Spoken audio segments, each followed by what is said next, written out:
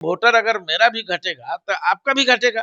बिल्कुल। तो फिर आप क्यों निश्चिंत है? इसका मतलब है दाल में कुछ काला है, कहीं ना कहीं खिचड़ी पकी हुई है। जब उसी इशू पर विरोध करेगा जिस इशू से भाजपा के हृदय को आघात न पहुंचे। अब भाजपा भी राजद को उतना ही बोल रहा है जितना उसके हृदय पर आघात न पहुंचे।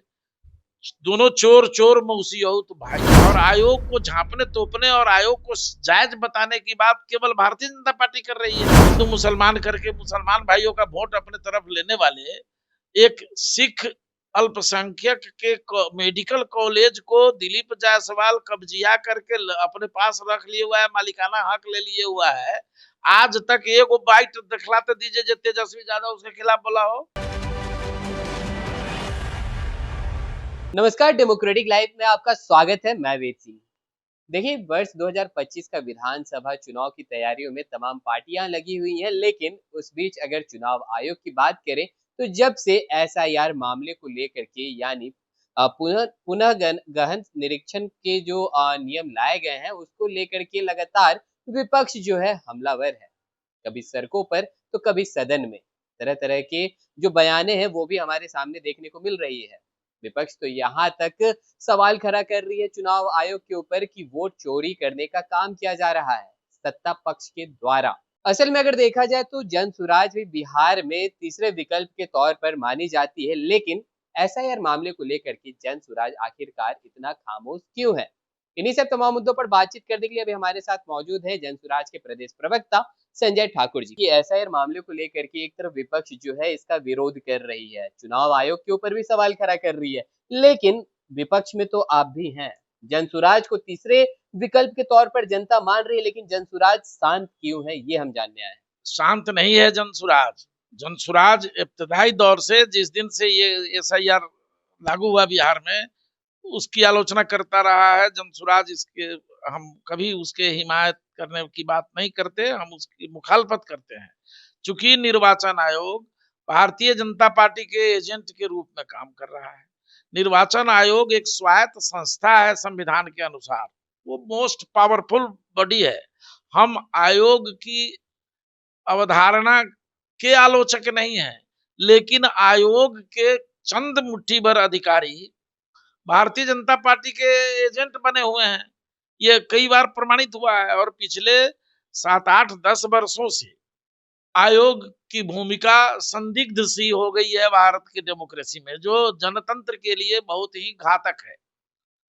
सरकार के रिमोट से अगर आयोग काम करे तो ये जन लोकतंत्र के लिए सबसे दुर्भाग्यपूर्ण दिन है, घड़ी है। तो विरोध जो हो रहा है, मान लिया प्रतिपक्ष के नेता राहुल गांधी जी हैं, अगर वो किसी बिंदु पर टिप्पणी कर रहे हैं तो आयोग को उसका स्पष्टीकरण देना चाहिए, प्रेस कॉन्फ्रेंस करना चाहिए, अपना पक्ष रखना चाहिए। आज एसआईआर पर जो हाय तौबा मची हुई है, आपने देखा कभी आयोग का पटना का अधिकारी कोई एक आदमी भी आकर के निकल करके पत्रकारों से जनता की आशंका, विरोधियों की आशंका को निर्मूल करने का कोई प्रयास किया क्या? नहीं किया। और उसको बचाने का काम टीवी चैनलों पर जब हम लोग डिबेट में बैठते हैं तो भारतीय जनता पार्टी के प्रवक्ता कर रहे हैं। तो ये अर्थ समझ लीजिए कि आयोग की बात और आयोग को झांपने तोपने और आयोग को जायज बताने की बात केवल भारतीय जनता पार्टी कर रही है। बाकी सारे विरोधी दल के लोग इस इशू का विरोध कर रहे हैं, इसलिए विरोध कर रहे हैं। आपकी बातों से तो ऐसा लग रहा है कि चुनाव आयोग जो है कहीं ना कहीं भाजपा के इशारों पे चल रही है। एकदम चल रहा है, तब न भाजपा के लोग प्रवक्ता लोग उसको बचाने में, उसको डिफेंड करने में लगे हुए हैं। साहब क्या मतलब है भाजपा को? जो स्थिति वोटर अगर मेरा भी घटेगा तो आपका भी घटेगा। बिल्कुल। तो फिर आप क्यों निश्चिंत है? इसका मतलब है दाल में कुछ काला है, कहीं ना कहीं खिचड़ी पकी हुई है जिसका स्वाद भाजपा चखना चाहती है। लेकिन भाजपा कहें या फिर जो अभी सत्ता पक्ष में जो भी दल है उनका साफ तौर पर कहना है कि ये जो प्रक्रिया है उसमें नए नाम जोड़े जा रहे हैं और जो मृतक है उनके नाम काटे जा रहे हैं। ये लोग झूठ बोल रहे हैं।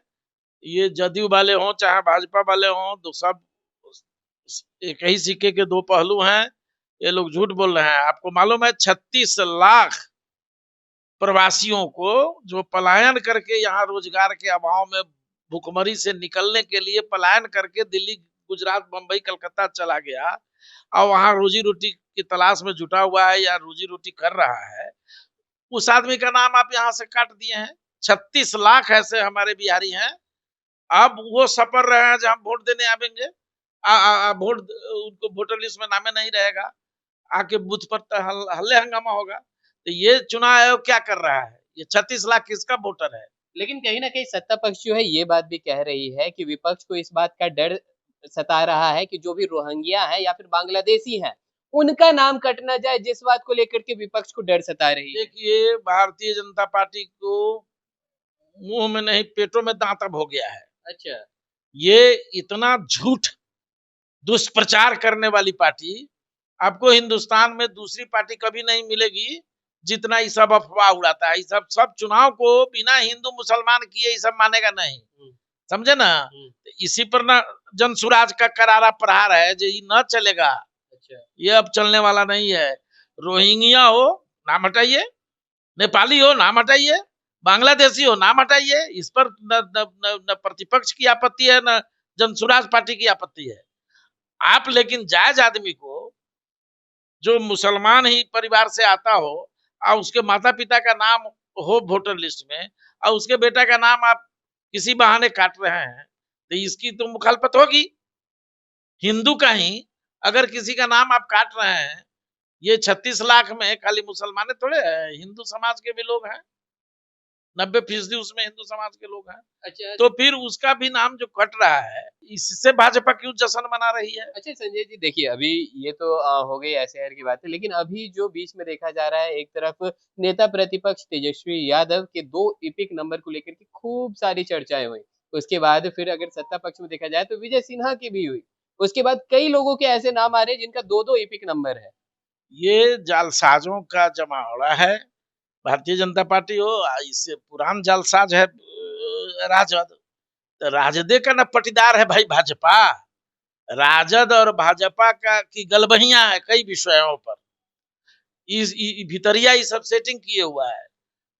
भाजपा से उसको सत्ता से डर है जो हमको ईडी जो है सो गरफसरी लगाएगा, हमारा गर्दन में गमछा लगा के पकड़ लेगा। तो इस डर से वो भाजपा से डरा हुआ है। अब भाजपा को लग रहा है ये ज्यादा लबर लबर बोलेंगे तो इनका बहुत घोटालवा अभी बाकी है जो हमारे पास है, सरकार में हम हैं, इनका घोटालवा और उजागर करेंगे। राजद का। अच्छा, तो इसलिए राजद और भाजपा एक ही सिक्का का दो पहलू है। अच्छा, ये दोनों चट्टे बट्टे हैं।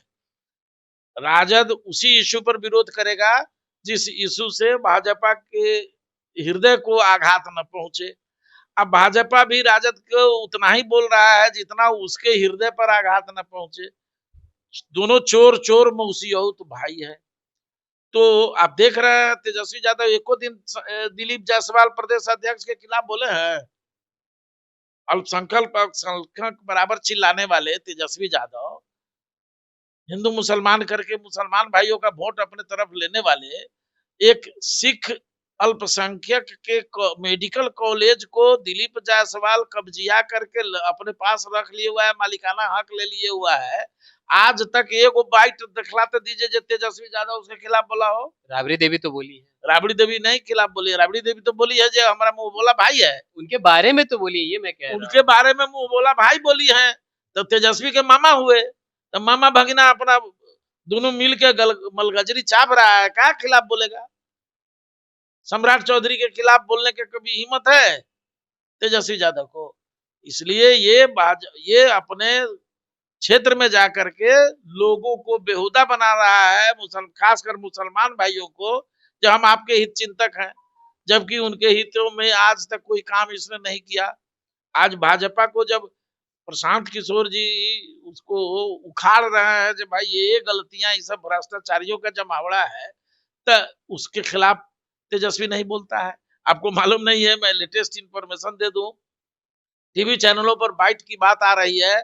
और जैसे ही राजद को ये बताया जा रहा है जो उसमें जनसुराज पार्टी के भी लोग रहेंगे, तो जनसुराज का नाम सुनने के बाद राजद वाला एको को नहीं आ रहा है किसी डिबेट पर, चाहे टीवी 9 हो, चाहे न्यूज 24 हो, चाहे कोई भी चैनल हो। ऐसा क्यों? पता नहीं, ये तो राजद वाला बताएगा ना। चूंकि राजद का तो पोल हम ही लोग ना खोल रहे हैं जो कैसे भाजपा से तर घुसका किए हुआ है।